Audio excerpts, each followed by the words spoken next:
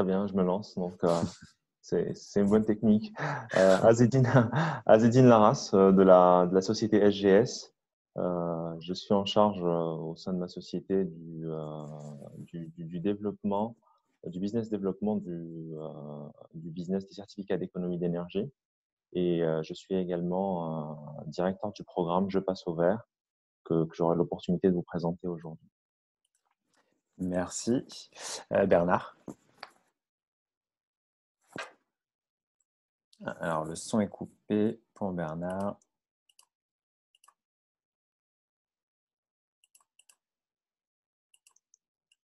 Alors, Timothée, en attendant qu'on règle le problème de Bernard. Eh ben merci. Donc, Timothée Kellard, cofondateur d'EcoDev. Et puis, je porte depuis quelques mois maintenant un projet qui s'appelle l'écosystème mobilité durable. Merci. Alors, Bernard, est-ce que tu arrives à relancer ton micro? Oui. Voilà, C'est bon? D'accord, oui, c'est bon. Très bien, parfait. Donc, bonjour à tous, Bernard Lotte, société GeoPLC, et je m'occupe de la partie transport, tout ce qui concerne transport aussi bien pour les professionnels que les entreprises au sein de GeoPLC. Merci beaucoup à vous. Donc, on va commencer. Juste un petit mot avant. Pour tous ceux qui sont là, on vous enverra la présentation à l'issue du webinaire.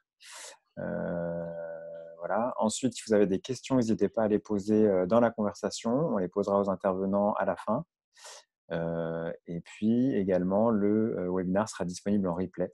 Si jamais, on vous enverra un mail avec toutes les infos qui vont bien. Voilà, du coup, je vous laisse la parole. Timothée, je te laisse. Merci Thomas. Donc du coup, Thomas, tu t'es pas présenté aussi. Ah oui, c'est vrai, pardon. Thomas Chevaux, du coup, je m'occupe de la communication chez EcoDev. Et donc, si vous avez des questions, n'hésitez pas à me les envoyer. J'essaierai d'y répondre au maximum. Génial. Merci, parce que c'est Thomas qui est aux manettes de tous ces webinars. Alors moi, je suis ravi donc du coup de faire cette matinée, ou en tout cas cette heure autour des certificats d'économie d'énergie, qui est un sujet assez niche ou assez spécifique. Donc du coup, merci à Zédine, merci à Bernard d'avoir accepté l'invitation. En fait, peut-être en deux mots, la genèse de ce webinaire, on a travaillé ou échangé avec Azedine et Bernard, et il se trouve qu'on a eu un certain nombre de réflexions communes sur ces sujets de mobilité et de certificats d'économie d'énergie. Donc, sujet encore une fois peu connu, qui mérite, on pense, du coup, d'où l'intérêt de ces webinaires, de propager ces sujets pour pouvoir avancer tous ensemble. Et on pense qu'il y a aussi un certain nombre d'opportunités pour les employeurs. Voilà. Donc, comme à nos habitudes, je vais prendre la parole quelques minutes en en introduction finalement, pour pouvoir présenter les enjeux et où le contexte. Alors d'abord, le projet est porté par l'écosystème mobilité, qui est donc porté par EcoDev. EcoDev, plus de 10 ans maintenant liés au développement durable. On est une trentaine, on travaille sur plusieurs thématiques des enjeux RSE, climat, énergie, biodiversité et mobilité durable, avec une nouvelle raison d'être. Réveiller ou éveiller les organisations pour stimuler l'engagement et provoquer le changement, tout un programme. De 2009 à 2020, donc du coup, j'ai essayé de faire un rapide historique sur les sujets liés à la mobilité. On a beaucoup travaillé historiquement sur le covoiturage ou sur des actions comme le vélo, je passe, et puis on est monté en compétence assez rapidement sur des sujets de conseil, de mise en place d'outils pour les employeurs, pour les aider justement à manager cette mobilité qui est souvent explosée, on va dire, ou décentralisée dans le monde de l'employeur, entre les RH, les services généraux, etc. Et du coup, on a eu la chance, pour finir sur cette décennie, de travailler, enfin de commencer à débuter sur le programme Je passe au vert avec SGS, qui nous avait retenu pour les aider sur ce programme. Donc, on en reparlera par la suite. Dans les grandes lignes, pourquoi on a voulu créer un écosystème alors qu'on a voulu finalement très ouvert en termes de fonctionnement? Pourquoi? Parce qu'on travaille sur énormément de problématiques complexes. Je passe rapidement, mais la mobilité, c'est à la fois aussi bien finalement des enjeux de fiscalité, de changement de comportement ou d'infrastructure, et on voit qu'il y a une disparité en fonction des territoires. Donc on a du mal à adresser le sujet seul si on ne s'entoure pas finalement de compétences complémentaires pour accompagner au mieux les employeurs. Et on a voulu développer 4 thématiques. Donc ça a été co-construit, je vous passe l'histoire de la construction, mais avec des employeurs justement pour arriver à travailler sur ces sujets de manière la plus efficace possible. Donc, le premier sujet, c'est de travailler sur le management de la mobilité, permettre aux employeurs de s'approprier cette thématique et sortir de ce qui se passe depuis longtemps, qui est uniquement un sujet je rembourse les transports en commun, ou éventuellement j'ai une voiture de fonction, une voiture de service. vraiment travailler sur les flux de déplacement et le monitorer avec derrière des changements de comportement à pousser, à apporter. On voit que l'actualité, je reviendrai dessus rapidement, mais pousse effectivement cette actualité, enfin cette situation. Travailler sur les enjeux de sobriété ou d'innovation frugale, bien évidemment. Je prends souvent cet exemple, mais se dire qu'on va tous être dans une voiture autonome pour aller au travail, etc., ça ne fonctionne pas au niveau énergétique, en tout cas au niveau approvisionnement dans un premier temps, et puis ça n'évitera pas les embouteillages, a priori, aux heures de pointe. Donc on a des vrais enjeux structurels sur ces thématiques, et on veut valoriser autant que possible les innovations et les acteurs engagés. C'est ce qu'on va essayer de faire ce matin.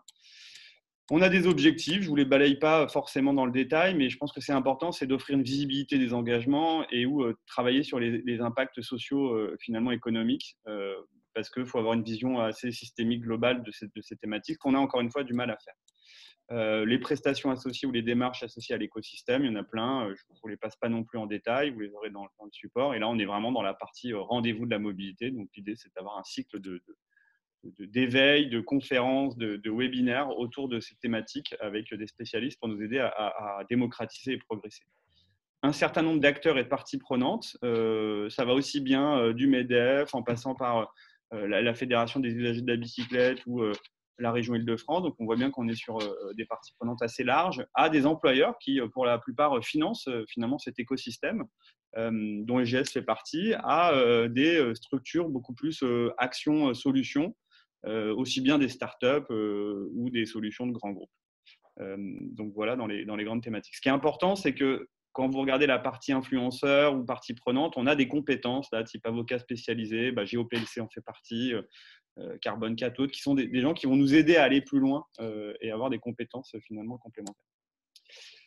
Je vais faire maintenant 5 minutes sur les enjeux de la mobilité, puis je laisserai la main du coup à Bernard sur la partie beaucoup plus technique C2E, mais c'est important quand même de comprendre dans quel contexte la mobilité se situe aujourd'hui dans notre société. Donc c'est le premier secteur émetteur de gaz à effet de serre, avec quasiment 40% des émissions totales. Donc on est sur le poste, et même à titre personnel, hein, c'est entre 30 à 60% en fonction des citoyens. C'est le poste souvent numéro 1 qui peut être, on va dire, en plus assez rapidement minimisé avec des changements de comportement. Donc, on est sur les enjeux climat sur le poste quand même le plus conséquent. Donc, c'est environ 3 tonnes par personne et par an. C'est 30 milliards d'euros en termes de facture énergétique. Alors, bon, on peut comparer ça à nos enjeux actuels et c'est toujours compliqué de comparer des milliards ou des millions ou des centaines de milliards, mais en gros, c'est un poste de dépenses extrêmement élevé pour la plupart d'entre nous. Deuxième source de dépenses des ménages. Alors là, je parle juste uniquement de la mobilité. Voire troisième en fonction des pouvoirs d'achat ou des catégories socio-professionnelles. C'est 90% de notre dépendance finalement au pétrole aussi. C'est-à-dire que se déplacer, ça veut dire consommer des barils, si je simplifie. Et je crois qu'Azedine pourra compléter, mais hier, en discutant, il y avait un autre chiffre qui était 80%. Tu le diras tout à l'heure. Tout à fait, non, bien sûr, il y a pratiquement 80% des produits pétroliers et dérivés qui sont consommés en France spécifiquement les métiers du transport en général.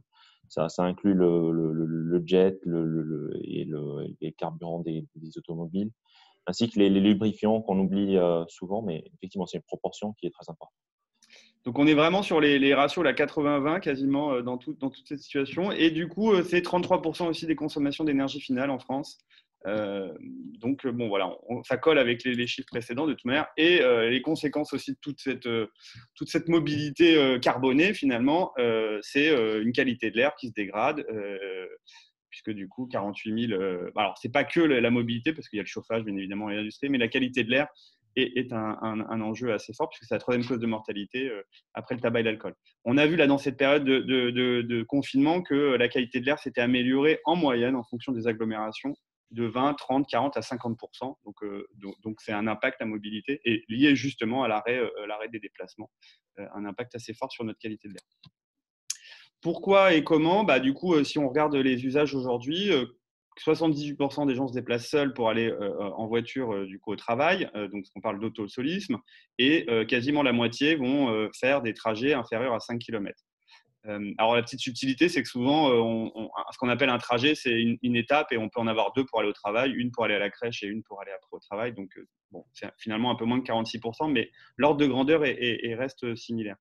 Et on a une disparité des territoires, on l'a vu tout à l'heure, mais si on prend la région Île-de-France ou Paris et le reste de la France, on est sur des distances plus courtes, avec des temps plus longs en parcours sur des régions denses en agglo, puisqu'on est sur 10 km 41 minutes versus 14 km et 23 minutes à l'échelle du territoire.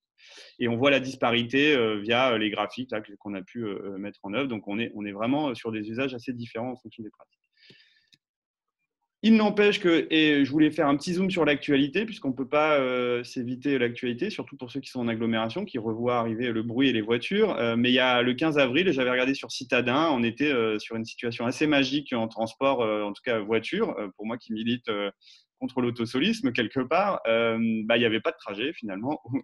Et puis, la possible était devenue possible, puisque ça fait plus de 10 ans qu'on nous dit on n'arrivera pas. Finalement, le Covid est arrivé.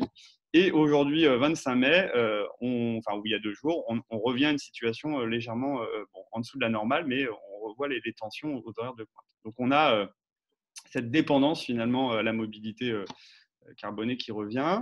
Et puis, j'ai voulu finir sur quelques chiffres clés. Alors, je vais tous les mettre. Voilà. 2040, je ne sais pas si vous avez vu passer, mais finalement, ça a été voté par l'Assemblée nationale il y a quelques mois maintenant, la fin de la vente de véhicules thermiques. Donc, il y a cette vision-là, à horizon une petite vingtaine d'années maintenant, d'arrêter la voiture thermique.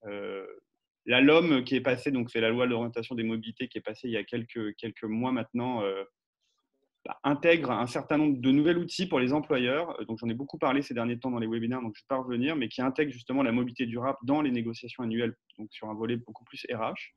Et la loi est très structurante sur un certain nombre de points, dont, par exemple, les zones à faible émission ou les enjeux liés à l'accès à un certain nombre de territoires. Ça met en place aussi des outils. Vous avez pour les employeurs 400 € par an et par salarié, qui est un montant dédié à la mobilité durable pour inciter le vélo, le covoiturage, les trottinettes en libre service, par exemple.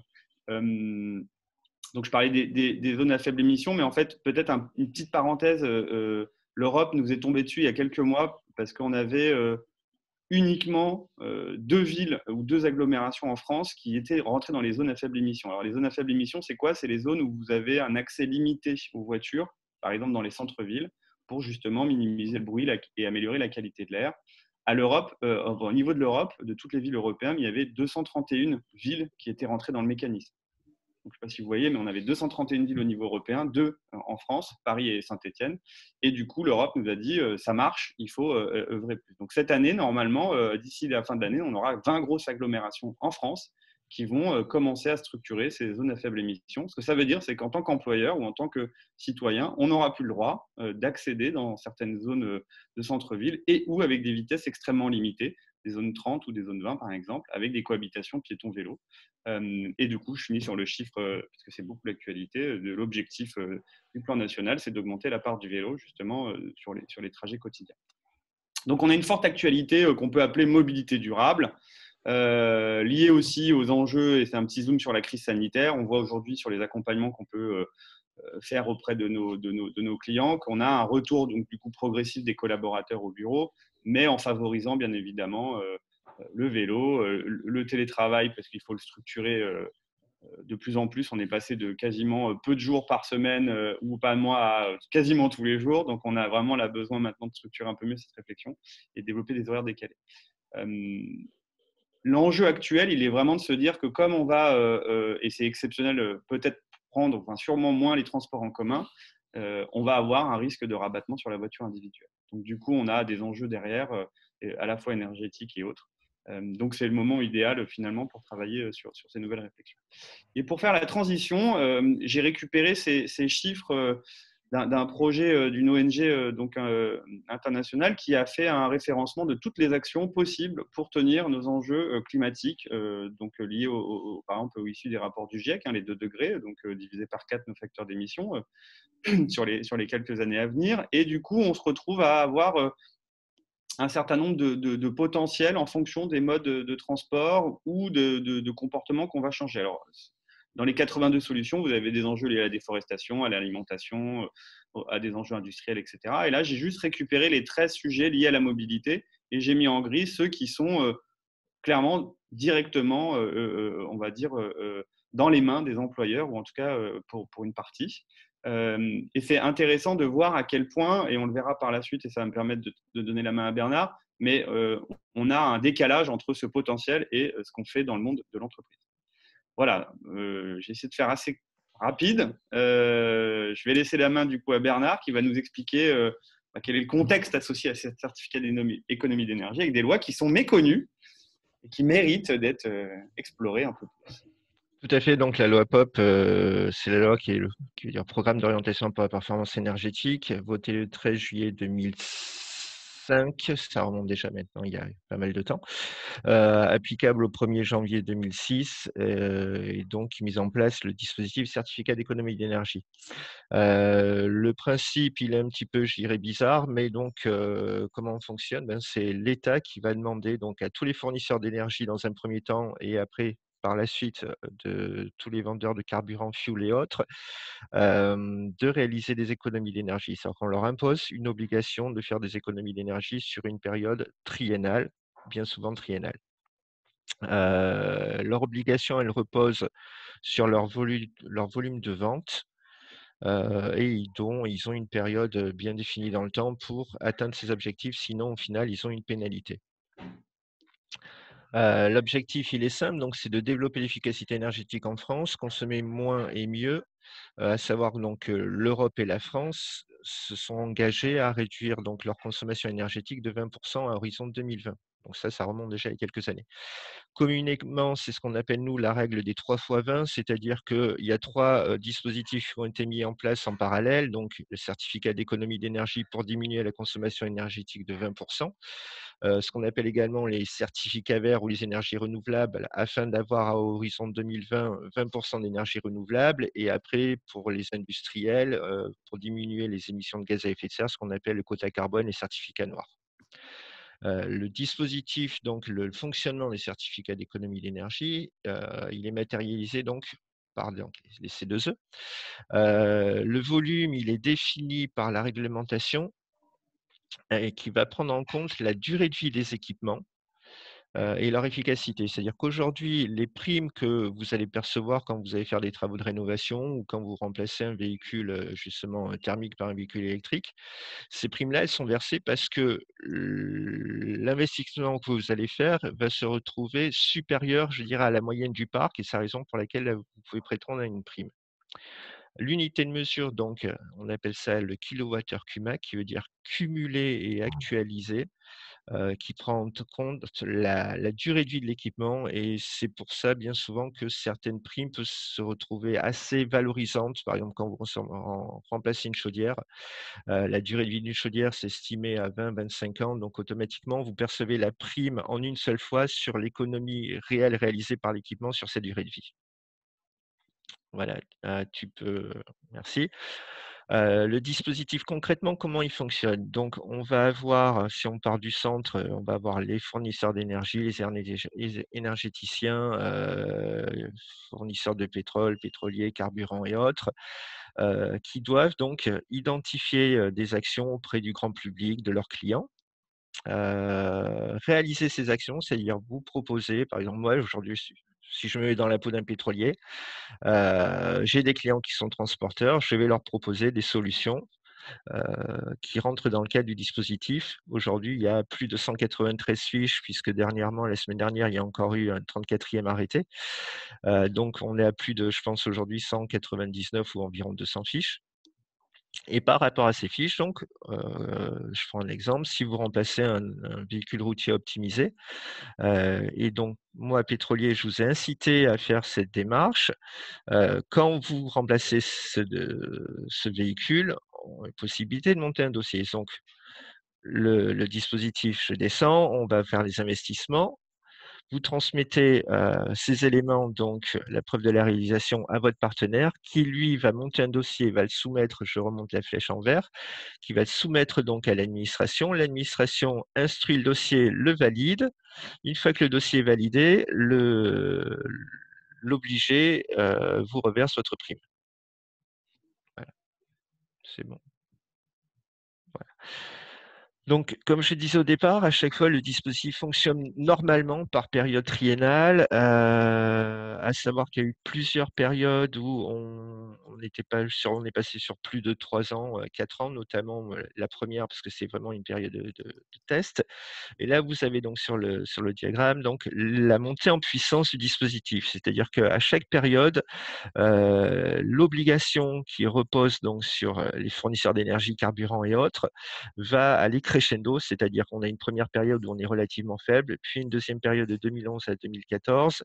En 2015-2017, l'obligation n'était pas si énorme que ça. Le gouvernement, à partir de 2016, a mis en place une nouvelle obligation auprès des ménages en précarité énergétique, c'est-à-dire les personnes qui vont avoir des faibles revenus.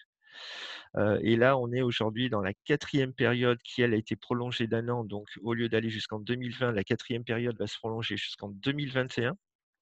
Et on voit, si vous voulez, l'augmentation. Aujourd'hui, on est à 1200 TWh CUMAC d'obligation. C'est quelque chose d'énorme. Ça représente, je crois, environ plus de 15 milliards d'euros de pénalités, donc de fonds vraiment dont vous pouvez bénéficier si vous faites des investissements. Et il y a pour 400 TWh, c'est 400 milliards de kilowattheures d'obligations à réaliser auprès des ménages en précarité énergétique. Et ce qu'il faut savoir, donc, c'est que le dispositif également va perdurer dans le temps, puisque donc après la 4e période, on sait également qu'il y aura une 5e période, voire même une 6e période. Donc bien souvent, la question que se posent les gens quand on a sur certains projets des gros investissements, c'est mais est-ce que le dispositif va continuer? Est-ce que j'aurai droit à une prime si jamais je lance un projet qui perdure sur 1 an, 2 ans, 3 ans, voire plus?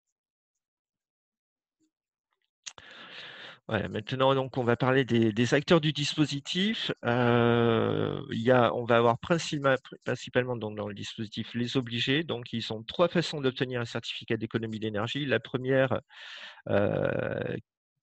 qui n'est pas vraiment très réaliste, c'est-à-dire c'est de réduire leur propre consommation d'énergie en effectuant donc des travaux de rénovation sur leur patrimoine. Le problème, c'est que quand vous voyez donc l'obligation globale qui pèse il y en a dans l'assistance sur EDF, il peut mettre en place, c'est-à-dire avec la meilleure volonté du monde, mettre en place des rénovations sur tous ces sites. Je pense qu'il n'arrivera jamais, hop là, EDF n'arrivera jamais à combler son obligation en rénovant son propre patrimoine. Donc, la solution la plus commune, donc, c'est d'inciter les particuliers, entreprises et collectivités à réaliser des économies d'énergie. Donc, c'est vraiment aujourd'hui la source principale, je dirais, du dispositif. C'est vraiment aussi bien auprès des particuliers, des entreprises, collectivités, tout à chacun. Quand on fait des travaux de rénovation énergétique, également de la mobilité, il y a des primes dont vous pouvez bénéficier. J'ai perdu quelque chose, pardon. Voilà, pardon. La dernière solution, ils peuvent également acheter des certificats à d'autres acteurs du dispositif et donc échanger librement ou également faire appel à un délégataire. Donc nous, chez OPLC, sommes délégataires. On travaille aujourd'hui principalement pour le compte de la SCAPED, qui est la filiale pétrole et dérivés du groupe Intermarché. Afin de réguler un peu le marché également, l'État a mis en place un statut spécial donc, qui s'appelle les éligibles, qui concerne principalement donc, les collectivités territoriales, les SEM, sociétés d'économie, bailleurs sociaux et l'ANA, donc l'Agence sociale de l'habitat. Les éligibles ont un léger avantage comparé aux entreprises, c'est que ces structures-là peuvent demander pour leur propre compte des certificats d'économie d'énergie. Et ça les soulage un peu dans la démarche, c'est-à-dire qu'ils n'ont pas besoin de passer en amont de partenariat avec un obligé, c'est-à-dire qu'ils peuvent le faire, ils n'ont pas besoin de ce qu'on appelle un rôle actif et incitatif. Ils peuvent donc déposer des certificats sur leur compte, sur le registre EMI, et après les revendre directement aux obligés. Donc les différents acteurs du dispositif, on va avoir la DGEC, donc qui est la Direction Générale de l'Énergie et du Climat. Cette entité, elle fait partie du ministère de la Transition écologique et solidaire. Et donc, elle définit, c'est la DGEC, celle qui va fixer les grandes règles législatives par rapport aux dispositifs, les obligations et autres.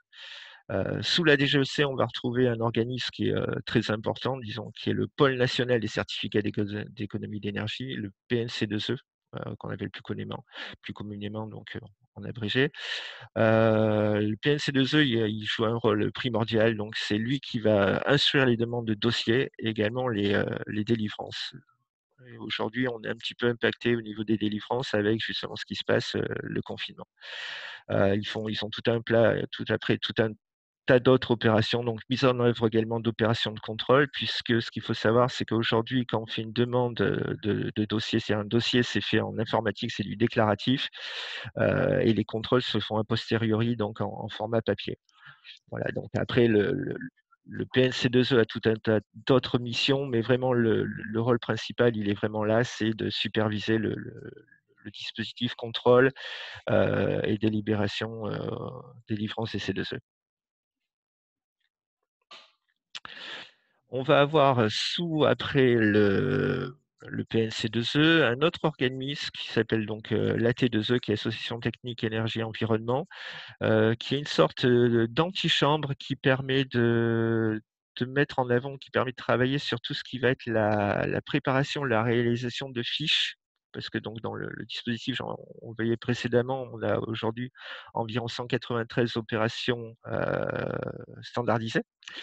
Et ces fiches d'opérations standardisées, justement, elles sont mises en place avec différents acteurs. La T2E en est un et elle fait office, je dirais, d'interface entre le ministère et les différents acteurs aujourd'hui sur le dispositif pour mettre en place justement les fiches, modalités de calcul et autres. On a un deuxième acteur également, donc, qui est l'ADEME, Agence de l'environnement et de la maîtrise de l'énergie.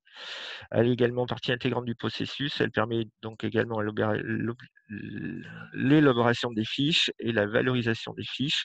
C'est elle qui, en réalité, fait office d'organisme de contrôle sur tout ce qui va être les calculs et autres, puisqu'il s'agit entièrement d'une entité de l'État.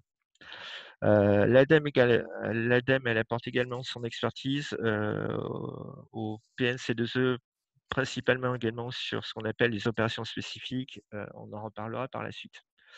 Et finalement, donc, dans le dispositif, qu'est-ce qui est resté comme acteurs? Eh bien, les acteurs également qui sont primordiaux, qui vont être les entreprises.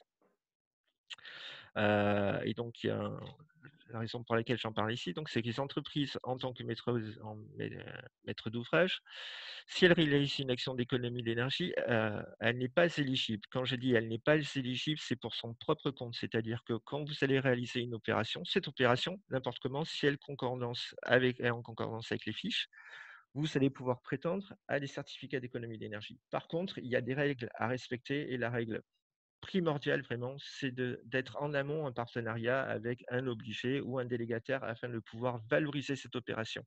Ça ne veut pas dire qu'une entreprise ne peut pas avoir droit à des certificats d'économie d'énergie. Ça m'est déjà arrivé d'avoir affaire à des juristes qui avaient pris les textes qui disaient qu'ils n'étaient pas éligibles au sens propre du terme, mais toute opération d'économie d'énergie qui rentre dans le cadre du dispositif, que vous soyez particulier, entreprise, collectivité, dans la mesure où vous rentrez dans le cadre du dispositif, vous êtes éligible, vous pouvez valoriser cette opération à condition d'avoir respecté les critères et le rôle actif incitatif. Donc là, je vais vous montrer donc les différentes façons qu'il y a donc d'obtenir des certificats d'économie d'énergie. La principale source aujourd'hui d'obtention de certificats d'économie d'énergie, c'est ce qu'on va appeler les opérations standardisées. C'est assez simple, ces opérations standardisées, donc elles font partie d'un catalogue, elles sont établies, donc on disait tout à l'heure, par l'ADEME, validées par l'ADEME, la T2E, pardon. Et ces opérations standardisées, donc elles sont présentes sous forme de fiches et elles sont forfaitisées. On va le voir par la suite. Et aujourd'hui, donc, vous pouvez réaliser des opérations standardisées sur 6 types de secteurs qui vont être donc le bâtiment résidentiel, le bâtiment tertiaire, l'industrie, l'agriculture, le transport également. Donc, c'est justement la cause également de ce webinaire. Également sur tout ce qui va être réseau, ça va être réseau de chaleur, réseau électrique, éclairage extérieur. Comme je disais, donc les fiches d'opération des économies d'énergie aujourd'hui, c'est 90% sur la dernière période, c'est 90% d'opérations qui ont été réalisées dans le cadre des fiches, qui ont été réalisées par le biais des fiches d'opération standardisées.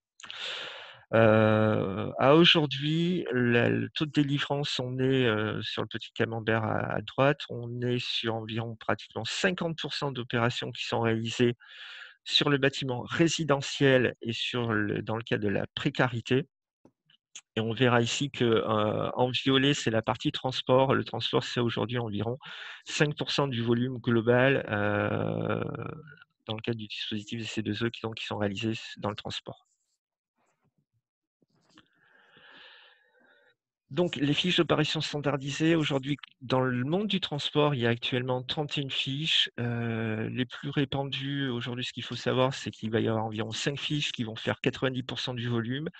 Asline, tout à l'heure, parlait du lubrifiant. Mais les lubrifiants, aujourd'hui, elles sont valorisés par un obligé pétrolier que je ne citerai pas, je ne vais pas leur faire de la pub, mais environ, ça représente, rien que sur une fiche, ils arrivent à couvrir, je dirais, environ 10 à 20% du volume général dans le cas du transport. En tant que donc société ou collectivité, vous pouvez bénéficier d'économies d'énergie donc sur la télématique embarquée sur un véhicule léger. Remplacement de véhicules, que ce soit donc pour des professionnels ou pour des collectivités.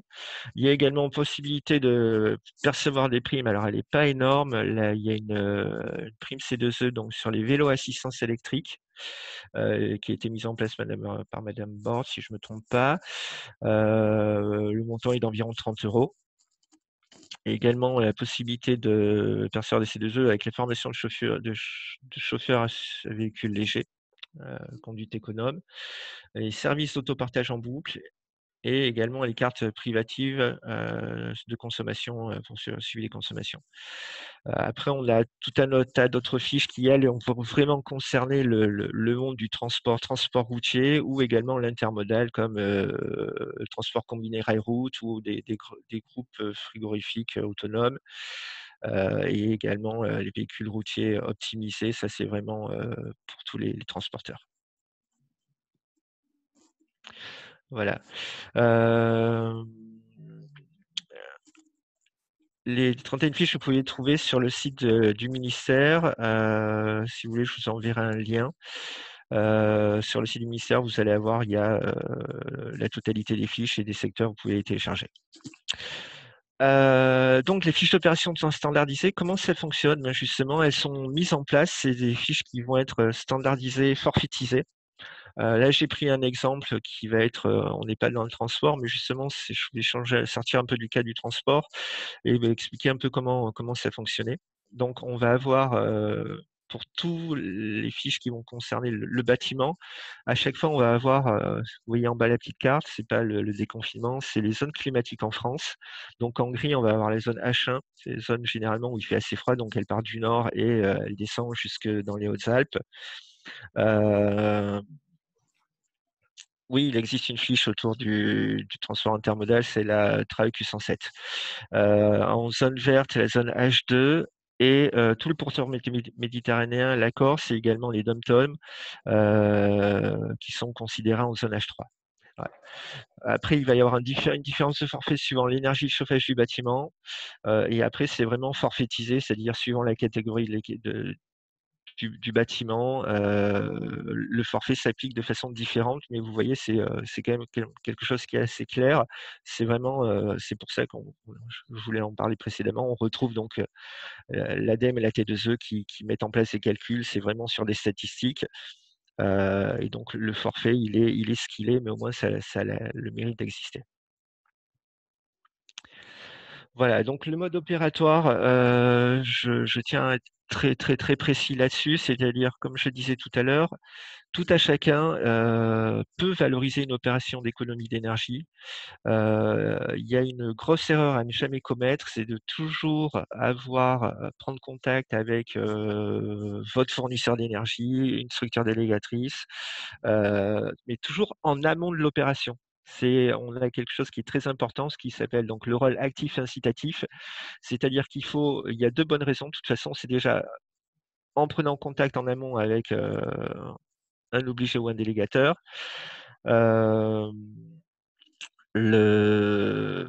Premièrement, il fait valoir son relatif incitatif et ça permet de valider le dossier par la suite. Et deuxièmement, également, on va être en mesure de vous conseiller et de vous dire si votre opération est éligible ou pas.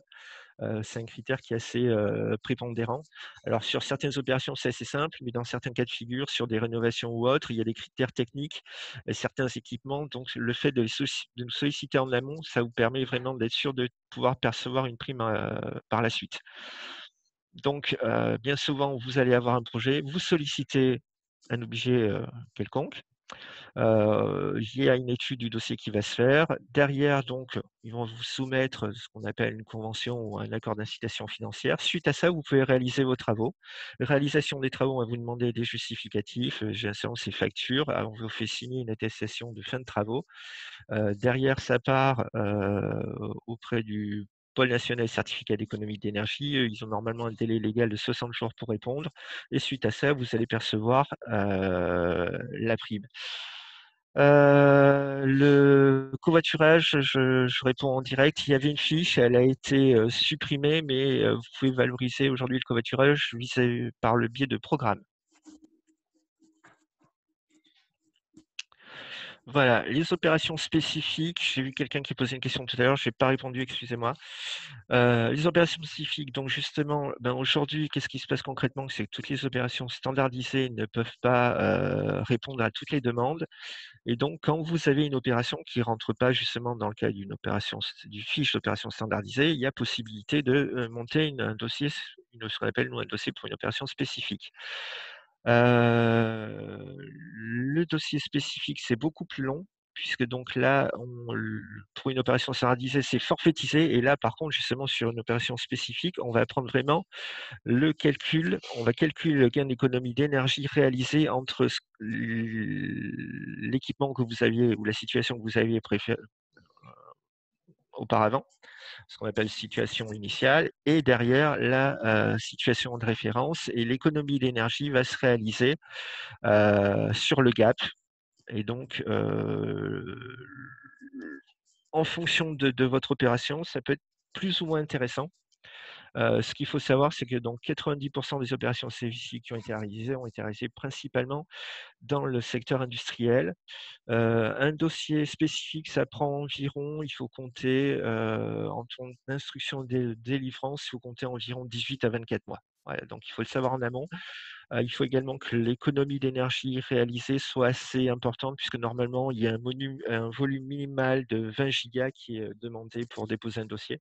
Mais si on a moins, il y a toujours possibilité de faire une exception. Tous les obligés ont droit à un joker par an. Voilà. Et donc, la dernière façon d'obtenir des certificats d'économie d'énergie vont être les programmes. Donc, le Code de l'énergie prévoit la contribution financière au programme, c'est-à-dire que contrairement un peu aux opérations standardisées et spécifiques, les programmes se font sous forme d'enveloppes financières qui vont permettre de financer des opérations ou de la formation. Et là-dessus, je ne vais pas passer au vert, mais je vais passer le relais à Asdine, qui lui est vraiment spécialisé là-dessus, puisqu'ils ont mis au point le programme Je passe au vert. Je te remercie, Bernard. Non, merci tout d'abord pour la clarté de ton exposé, parce que c'est un sujet compliqué et je trouve que tu l'as fait avec beaucoup de pédagogie et j'espère qu'aussi les intervenants, on peut en profiter. Voilà, je t'en prie. Slide suivant, s'il te plaît, Timothée. Donc, effectivement, une des manières de générer des C2E, c'est effectivement, on l'a vu, c'est à travers des programmes. C'est-à-dire, pour l'obligé, il y avait 3 manières donc, de générer des C2E. Les opérations standardisées, comme on l'avait vu, les opérations spécifiques et également les programmes. Donc, depuis la deuxième période donc, du dispositif, donc le versement de la contribution financière à des programmes d'information, de formation, d'innovation, donc contribue justement à les obligés se voient délivrer des C2E en contrepartie. Donc, sur l'appel à programme 2019, qui est sorti donc si je me rappelle bien, en septembre de l'année dernière, il y avait 2 thématiques qui ont été choisies par le ministère. Le premier qui concernait à sensibiliser et informer les ménages et les collectivités d'outre-mer, de Corse, pour les inciter à faire des économies d'énergie. Et le deuxième, pour lequel SGS a répondu, consistait donc à développer la logistique et la mobilité économe donc en énergie fossile. Trois gros thèmes ont été donc décidés par le ministère. Le premier concernait donc le développement du covoiturage et d'autres modes de transport partagé. La formation et pour le développement de la mobilité donc économe en énergie fossile, qui épouse bien un peu la thématique dont on parle aujourd'hui. Et en troisième point, donc l'innovation pour le développement de la logistique et la mobilité donc économe également en énergie fossile. Je vous invite réellement à regarder un peu le catalogue qui est disponible sur le site du ministère de la Transition écologique et solidaire et qui liste les programmes. Certains sont plus à destination du grand public, d'autres sont à destination des PME, PMI et des entreprises. Et certains programmes, justement, aident les entreprises à monter notamment des programmes de covoiturage et les aident également à bénéficier du dispositif C2E à travers l'adhésion à ces programmes. Donc, n'hésitez pas, la liste elle est vraiment exhaustive et il y a des programmes qui valent vraiment, qui sont vraiment d'intérêt et qui peuvent intéresser les entreprises en premier lieu. Slide suivant, s'il te plaît. Donc, je souhaitais vous présenter un peu le programme qu'a obtenu SGS en répondant donc à l'appel de programme qui est sorti l'année dernière. Le programme s'appelle Je passe au vert. C'est un programme qui est destiné justement à former et à informer les jeunes, spécialement qui passent le candidat de l'examen du code de la route aux économies d'énergie à travers justement l'utilisation d'une mobilité économe en énergie fossile. Juste un petit mot pour définir qui est SGS, quel est également son rôle et pourquoi est-ce qu'elle intervient aussi dans le domaine des économies d'énergie. Donc SGS aujourd'hui, c'est le leader mondial dans le domaine de l'inspection, donc du contrôle, de l'analyse et de la certification. On est présent donc partout dans le monde avec près d'une centaine de milliers de collaborateurs. Et les valeurs principales du groupe sont tout d'abord donc son intégrité, son indépendance, l'innovation et la passion. Pourquoi est-ce qu'on parle aussi d'intégrité? C'est-à-dire qu'aujourd'hui, le domaine des C2E bénéficiait d'une mauvaise réputation pour diverses raisons.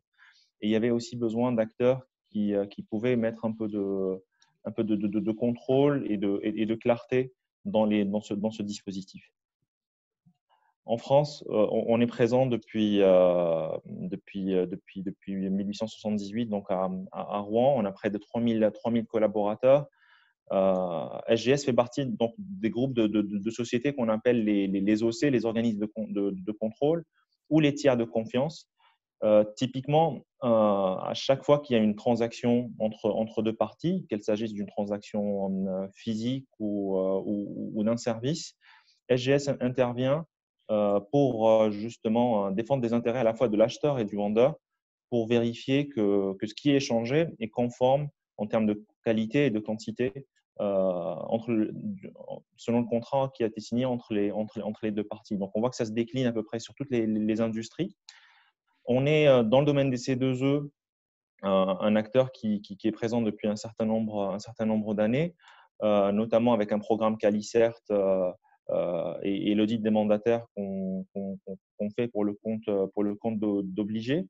Et on est aussi présent donc, dans le secteur des transports, notamment à travers l'organisation de l'examen du code de la route, mais également dans le contrôle technique des véhicules à travers nos deux marques Autosécurité et Sécuritest.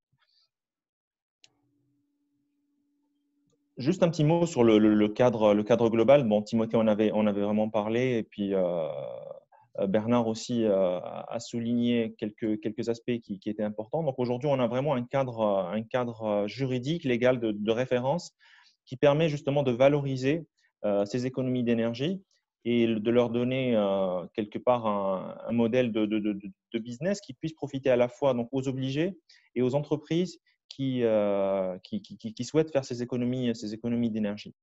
Donc, il faut savoir aujourd'hui que le secteur des transports, c'est un secteur en pleine évolution. Donc, c'est 75%, comme on l'a dit, des produits pétroliers qui sont consommés en France, un peu plus dans le monde, parce qu'effectivement, en France aussi, l'électricité est produite grâce au nucléaire, donc ce qui permet aussi de réduire ce pourcentage.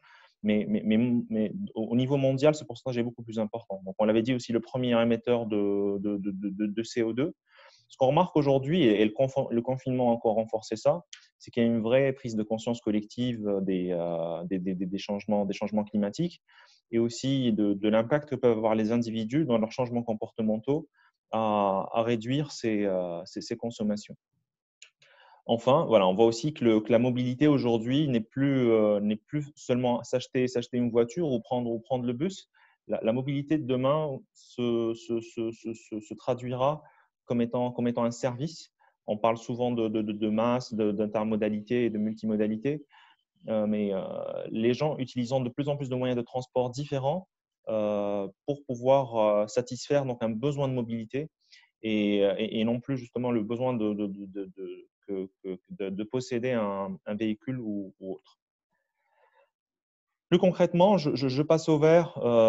C'est un programme qui est principalement destiné donc, aux candidats qui passent le code de la route. Je l'ai dit tout à l'heure, donc SGS organise l'examen, donc nous avons accès à cette population-là. Et l'idée, c'est vraiment de créer une communauté active et engagée dans le domaine de la mobilité verte en général, et d'avoir des personnes qui prennent aussi conscience qu'ils peuvent avoir un impact réel sur leur stratégie de mobilité. Donc, ça se base sur un triptyque.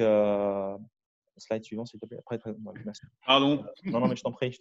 Ça se base sur un triptyque. Donc, on va d'abord communiquer avec eux, communication, sensibilisation et action. C'est-à-dire qu'on va on va d'abord essayer de les attirer et de leur donner quelques notions à travers notamment la création d'une web série. Il y aura aussi un portail web avec beaucoup de contenu e-learning qui va définir les différentes thématiques qui sont liées à l'écologie verte. Et finalement, il y aura aussi une partie action qui va se concrétiser notamment avec une application smartphone et également beaucoup d'événements en présentiel qui sont organisés dans les salles d'examen Objectif Code dans toute la France avec des workshops à destination là, du grand public qui pourra venir et un peu profiter de sessions qui sont à la fois ludiques et informatives pour apprendre des concepts d'écomobilité en général. Ce qu'il faut savoir, c'est qu'aujourd'hui, voilà, ce programme-là a une portée nationale. On compte toucher 2 500 000 personnes qui représentent déjà un peu les personnes qui transitent dans notre société, donc Objectif Code, qui viennent passer le code chez nous. Ce programme, pour nous, on le voit typiquement comme étant un premier pas de changement comportemental chez des jeunes qui rentrent dans le milieu de la mobilité. C'est plus simple d'instaurer des comportements vertueux chez quelqu'un qui initie un nouveau processus que chez certaines personnes qui ont pris un certain nombre d'habitudes et pour qui c'est un peu plus compliqué de corriger le tir, si j'ose dire ainsi. Et ces comportements vertueux, on l'espère aussi, dureront toute une vie. C'est-à-dire que finalement, les bons réflexes qu'on acquiert à 18-20 ans vont rester présents tout au long de la vie d'un individu qui réduira donc de manière claire son impact écologique.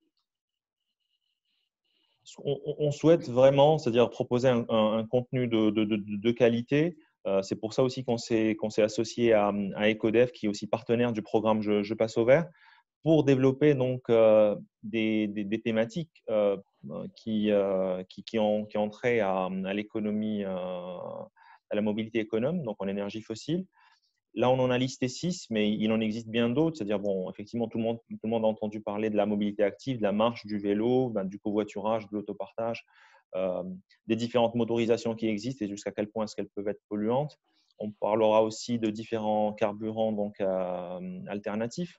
Aujourd'hui, les gens vont à la pompe, ils ne savent pas forcément ce qu'il y a derrière le bec de la pompe, de la station-service.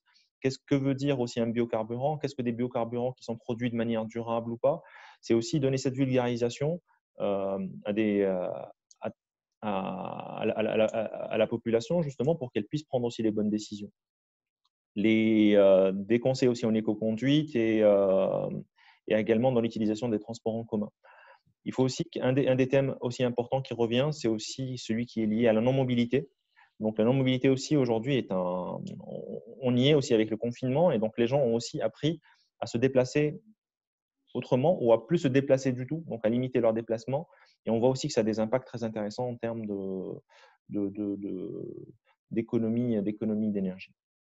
Très, très rapidement, donc, on a bien évidemment, c'est-à-dire une grande stratégie de communication tout autour du programme. Ce que je voulais dire, c'est qu'il était principalement donc, destiné aux candidats du Code de la route, mais après, tous les supports associés au programme seront accessibles au grand public. Donc, ce qu'on fera, on fera une web série mensuelle qui va sortir, qui parlera donc des thématiques d'éco-mobilité. Et le contenu de la web série, slide suivant, s'il te plaît, va se décliner sur un portail web, web responsive qui sera lisible sur différents formats.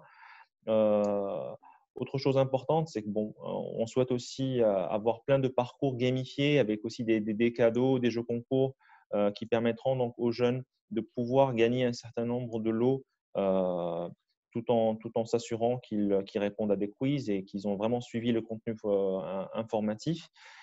Et dernier slide suivant, s'il te plaît. La création donc d'une application smartphone qui est aujourd'hui le moyen de communication donc le plus utilisé spécialement chez les jeunes. Cette application aussi sera ludique, gamifiée, permettra justement de changer la culture générale qui est liée à la mobilité et d'instaurer de nouveaux comportements vertueux. Finalement, on fera aussi plein d'ateliers de proximité. Donc, on a plus de salles d'examen objectif code réparties, 600 salles réparties dans toute la France. On fera donc des workshops hebdomadaires dans tous les départements avec une fréquence biannuelle pour chaque département, en plus d'événements grand format où on se greffera probablement à des journées mobilité qui sont organisées dans des grandes villes. On sera présent aussi dans des festivals pour pouvoir justement offrir des ateliers pratiques au grand public, tels que la simulation donc, de l'éco-conduite, des ateliers de mobilité urbaine et autres. En 2 mots, très, très rapidement, donc voilà, le programme Je passe au vert, c'est aujourd'hui une large population cible. On touche les 2 500 000 personnes qui vont transiter sur les 3 ans. Ça, je ne l'ai pas dit, que le programme durait aussi 3 ans dans nos salles Objectif Code. L'idée, c'est qu'aussi cette population devienne nos ambassadeurs, qu'elle puisse irradier bien au-delà, que les jeunes aillent parler aussi à leur famille, à leurs copains, et que cette culture, entre guillemets, écomobile soit le plus répandue possible. On parlera aussi à des jeunes dans leur langage, dans une communication qui est adaptée, en leur offrant donc un contenu qualitatif, avec aussi des actions sur le terrain. Donc, l'idée, c'est vraiment un programme de changement comportemental adressé principalement aux jeunes, mais qui ira et qui irradiera bien au-delà de cette population cible, je l'espère.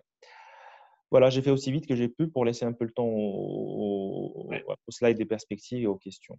Merci à tous les deux. Effectivement, on a bien vu que c'était un sujet assez technique au final. Ça nous paraissait important quand même de faire le point sur un cas concret parce qu'en fait, il y a 2 éléments que moi je voulais rajouter peut-être sur les programmes. C'est qu'on a vu là sur les derniers appels à candidature que les budgets minimums alloués à un projet étaient de l'ordre de plusieurs millions d'euros. Je crois que c'était 2,5 millions d'euros minimum par programme. C'est-à-dire que si on propose un programme en dessous, ce n'est pas éligible, c'est un critère. Donc, c'est assez intéressant en termes d'enjeux, puisqu'on voit qu'on a des moyens quand même non négligeables pour pouvoir changer les comportements. Autre chose, quand on prend un programme comme Je passe au vert, comme le programme débute et que c'est sur des durées assez longues, on peut se projeter, et ça c'est pour les employeurs, peut-être travailler sur des partenariats avec des employeurs qui vont avoir des démarches grand public ou même qui vont toucher beaucoup de collaborateurs. Enfin, je vous l'apporte, je pense que Azedine ne me contredira pas, mais si jamais vous êtes un employeur, vous dites tiens, dans le cadre de ce programme, je trouve que c'est intéressant pour X raisons vis-à-vis de ma population client, partenaire ou autre, vous pourriez bénéficier finalement d'un certain nombre de moyens pour sensibiliser au sujet de l'écomobilité. Et le changement de comportement, donc du coup, ça ne se décrète pas, je crois que tous les jours, ça s'accompagne et c'est vrai que c'est intéressant de pouvoir travailler sur des programmes, on va dire, qui vont à la fois toucher les gens dans leur vie perso, pro ou numérique, peu importe, mais en tout cas d'avoir des angles assez complémentaires. Je voulais revenir quand même sur 2-3 questions qui ont été posées sur lesquelles, même si Bernard, tu as été très fort parce que tu as répondu en temps réel, en live aux J'ai essayé de faire questions. au mieux. Il y avait une question sur est-ce que les entreprises associées sont obligées de s'associer à des éligibles ou est-ce que ça peut être uniquement, enfin, ou est-ce que ça doit être uniquement des obligés? Je vais y arriver. Est-ce que les entreprises doivent être associées obligatoirement à un obligé? En fait, Oui. est-ce que c'est uniquement à des obligés ou est-ce qu'elle peut être associée à des éligibles? Elles peuvent être associées à un éligible, puisque les éligibles, au même titre que les obligés, peuvent également déposer un dossier. Tout à fait. Ok. Après peut-être juste un complément, c'est-à-dire là aussi, c'est-à-dire les entreprises peuvent aussi s'associer directement à un obligé ou de mettre en concurrence différents obligés pour obtenir le meilleur prix pour leur C2E, là aussi. Oui, éventuellement, oui, tout à fait, avec une collectivité, tout à fait. Il y avait une question, donc tu as rapidement traité le sujet du covoiturage et je pense que c'est important parce qu'on a vu qu'il y avait les fiches, par exemple, sur les vélos assistance électrique, sur le covoiturage, il y a des sujets liés Alors, pour le covoiturage, normalement, il y a une fiche. Alors, il y avait une fiche qui a été abrogée, elle a été abandonnée parce que elle donnait rien, mais ça remonte vraiment il y a maintenant plus de 8 ans de ça. Il y a une nouvelle fiche qui est en cours de préparation, à mon avis, qui verra le jour, je l'espère, en 2021. Voilà. Et après, il y a toujours l'option des programmes. Bah, ce qui est sûr, c'est que sur toutes ces fiches, c'est pas forcément parfait et effectivement, on voit que les périmètres doivent évoluer. C'était un peu l'objectif qu'on avait aujourd'hui, c'était de montrer et de démontrer que les employeurs peuvent aussi s'approprier le sujet pour rentrer dans une démarche soit d'influenceurs, de lobby ou d'aider à structurer ces sujets, puisqu'il y a un certain nombre de Oui, potentiels. tout à fait, parce que tu vois bien qu'aujourd'hui, par exemple, le télétravail, aujourd'hui, tout le monde en fait, et bon, on est de façon un peu forcée. Mais malheureusement, justement, quand dans ta presse, on voit qu'il y a environ 70% de la population qui prend sa voiture pour aller travailler, le télétravail, ce serait une très bonne solution. Malheureusement, aujourd'hui, on n'a pas de fiche sur le télétravail parce qu'il y a un manque de données au niveau de l'ADEME. Ils n'arrivent pas à sortir des stats justement pour faire les calculs pour sortir une fiche. Et ce qui est intéressant aussi pour rajouter quelque chose, c'est effectivement, c'est-à-dire aujourd'hui, les entreprises peut-être doivent un peu s'associer pour essayer un peu de bouger les lignes, parce que typiquement Exactement, et remonter de la donnée aussi. Exactement, avec le télétravail, on pourra exactement quantifier quelles sont les économies d'énergie qui sont liées à la non-mobilité. Et en quantifiant les énergies qui sont liées à la non-mobilité, logiquement, les entreprises deviendraient éligibles à financer aussi cette non-mobilité. On aura un webinaire avec Carbon 4 sur le sujet justement de la mobilité après confinement, avec des perspectives justement qui vont nous permettre de tenter d'avoir un certain nombre d'ordres de grandeur sur ces sujets, avec un angle très carbone. Et ça sera fin juin, le 28 si je ne me trompe pas. Donc voilà, et puis on avait mis quelques perspectives finalement, et on va peut-être pas toutes les balayer, mais de toute manière, l'idée, c'était d'expliquer de manière générale que le potentiel, vous l'avez vu, il est énorme et qu'il est complètement le gisement finalement est important, il est complètement sous-évalué ou sous-considéré par les employeurs. Il y avait un point aussi important, c'est qu'on a un certain nombre de projets là, qui peuvent être expérimentés, testés. Donc, on a le droit à l'erreur. Et c'est ça qui est intéressant, c'est de travailler aussi avec un certain nombre d'employeurs pour tester et essayer de consolider un certain nombre d'actions. Tu parlais, Bernard, des VAE avec un montant de 30 €. Donc, effectivement, est-ce que la bonne action, ça serait par employeur, par zone d'activité, par revendeur de vélos? Mais quand on voit le nombre de vélos qui est vendu, c'est une masse financière non négligeable. Alors, tout à fait. donc là, il y a aussi de la mutualisation, travailler ensemble et être accompagné. Je ne sais pas si vous voulez, Zedine ou Bernard, compléter là, sur ces remarques de perspectives partagées. Non, tout à fait. C'est-à-dire, tu as bien raison.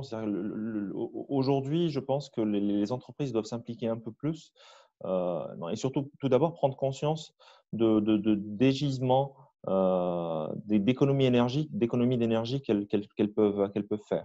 Après, en prenant conscience de ce gisement-là, à travers le mécanisme des C2E, c'est possible aujourd'hui de le valoriser. on a vu que parfois, bon, les fiches standardisées, elles offraient pas forcément la meilleure rémunération, elles n'étaient pas forcément exhaustives. Mais vu aujourd'hui la place que prend la mobilité et après aussi cette période de confinement où les gens se sont rendus compte que c'est possible de se déplacer un peu moins.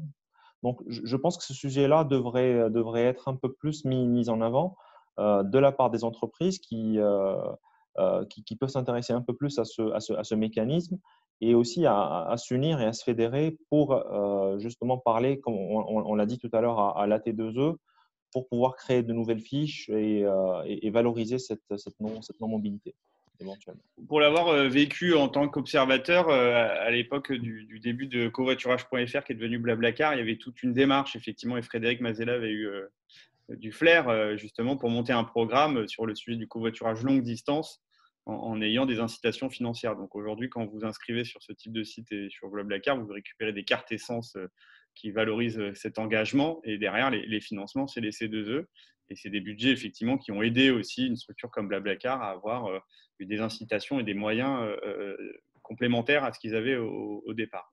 Donc, il faut être créatif aussi sur ces sujets, identifier au mieux donc, les potentiels et les objectiver, les calculer. Donc ça, je vais faire la pub, mais une structure comme la nôtre peut aider à calculer, dimensionner et objectiver.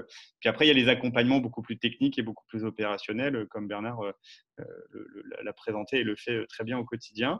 Je ne sais pas si du coup, il y a des questions qui arrivent, même si on en a traité pas mal. Concernant la multimodalité, existe-t-il des fiches ou un programme, enfin une fiche ou un programme? Un programme sur la multimodalité en particulier, pas à ma connaissance. Enfin, je vous invite vraiment à voir tous les programmes un peu qui sont sur le site parce que là encore, plein de programmes sont aussi à destination des entreprises et ça vaut vraiment la peine de regarder en détail parce qu'il y a plein de programmes d'accompagnement qui peuvent accompagner des PME ou des plus grosses entreprises dans leur changement interne de mode de mobilité. Il y avait une remarque, et simplement une remarque, et 30 €, c'est faible comparé au coût d'achat d'un vélo. Oui, c'est Oui, faible. mais ça vient. Alors, c'est 30 €, oui, certes, c'est faible. Par contre, ça vient en complément justement des primes aujourd'hui qui sont reversées par la région et autres. Mais c'est vrai que c'est faible. La raison pour laquelle cette prime est très faible, c'est parce qu'on vient.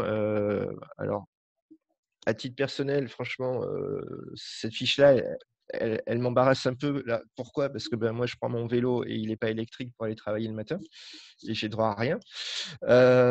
Mais en réalité, donc, la méthodologie de calcul a été basée sur le fait qu'ils estimaient que la personne qui achetait un vélo assistance électrique n'allait plus prendre son véhicule et donc l'économie d'énergie a été basée là-dessus. Donc, c'est la raison pour laquelle le montant de la prime est relativement peu élevé. Alors après, effectivement, là, il y a des chiffres qui démontrent qu'à priori, 70% des gens qui achètent un vélo assistance électrique lâchent leur voiture. Ça, c'est les chiffres de l'ADEME. On va voir avec l'actualité, c'est vrai. Mais en fait, je pense qu'au-delà du montant, il faut comprendre les mécanismes et se dire que c'est le début de l'aventure. Tout à fait. Il faut se dire que… Mais par contre, moi, je pense qu'il y a quelque chose qui peut être très intéressant, justement, c'est aujourd'hui, c'est le télétravail, parce que pour une entreprise qui a plusieurs milliers de salariés, mettre en place, ça peut être par le biais d'une action spécifique. Si vous arrivez vraiment à mettre en place une structure et arriver à aller jusqu'au bout, je pense qu'il y a quand même pas mal d'argent à récupérer là-dessus. Il y a beaucoup de choses qui vont évoluer sur l'autopartage, sur le covoiturage, sur le télétravail, enfin, sur même les plans de mobilité de manière générale. C'est une perspective. On voit bien qu'il y a un intérêt peut-être à structurer un peu mieux, vérifier ces démarches pour s'assurer que derrière, il y ait bien des économies ou du report modal.